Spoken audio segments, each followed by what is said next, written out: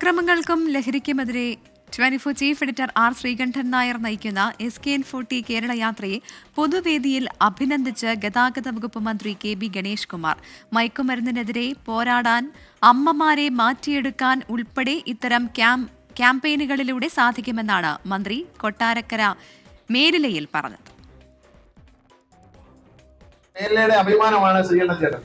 ശ്രീകണ്ഠൻ ചേട്ടന്റെ ഒരു പ്രോഗ്രാം തന്നെ 40 വർഷം അദ്ദേഹം മാധ്യമരംഗത്ത് പിന്നിട്ടപ്പോൾ അദ്ദേഹത്തിന്റെ 24-ന്റെ പ്രോഗ്രാം തന്നെ ഈ സംസ്ഥാനം മുഴുവൻ നടന്നുകൊണ്ട് മയക്കുമരുന്നിന്റെ ഒരു ബോധവൽക്കരണത്തിന് ഒരു വലിയ ഡ്രൈവാണ്. SKNന്റെ ജന്മനാട്ടിലെ പൊതുപരിപാടിയിൽ പങ്കെടുത്ത് സംസാരിക്കുമ്പോഴായിരുന്നു SKN40യെ പ്രകീർത്തിച്ചുള്ള മന്ത്രിയുടെ ഈ വാക്കുകൾ.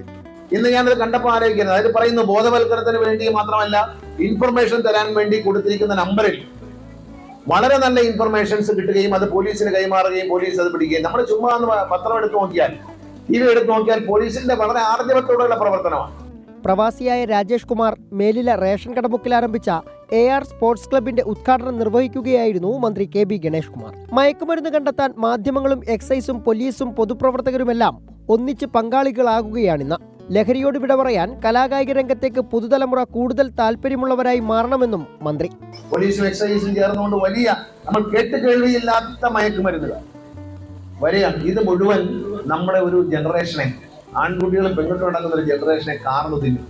അതിൽ നിന്ന് എവിടെയാണ് മോചനം എന്ന് ചോദിച്ചാൽ, യുവത്വത്തിൽ എത്തുമ്പോൾ, ടീനേജിലേക്ക് എത്തുമ്പോൾ മുമ്പ് തന്നെ നമ്മുടെ കുഞ്ഞുങ്ങൾ കായിക വിനോദങ്ങളിൽ പങ്കാളിയാകും, അല്ലെങ്കിൽ കലാപരമായ കാര്യങ്ങളിലേക്ക് പോകണം. നല്ല പാട്ടുകാരനായാൽ ആ കുട്ടി പുകവലിക്കില്ല, മദ്യപിക്കില്ല. സ്പോർട്സ് ഹബിനോട് ചേർന്ന് ആരംഭിച്ച ഫാമിലി പാർക്കിന്റെ ഉദ്ഘാടനം Kunnicode police circle inspector Gopakumar KG നിർവഹിച്ചു. മേലില ഗ്രാമപഞ്ചായത്ത് പ്രസിഡന്റ് എബി ഷാജി അധ്യക്ഷത വഹിച്ച ചടങ്ങിൽ നടനും സംവിധായകനുമായ ശ്രീജിത്ത് ബാബു മുഖ്യ അതിഥിയായി.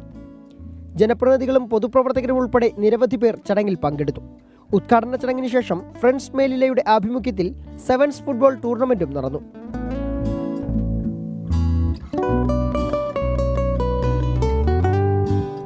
വന്യമൃഗശല്യത്താൽ കൃഷി ചെയ്യാൻ കഴിയാതെ കിടന്ന സ്ഥലം ജനങ്ങൾക്ക് പ്രയോജനപ്രദമാകാനാണ് സ്പോർട്സ് ഹബും ഫാമിലി പാർക്കുമായി രാജേഷ് കുമാർ മാറ്റിയെടുത്തത്. 24 കൊട്ടാരക്കര.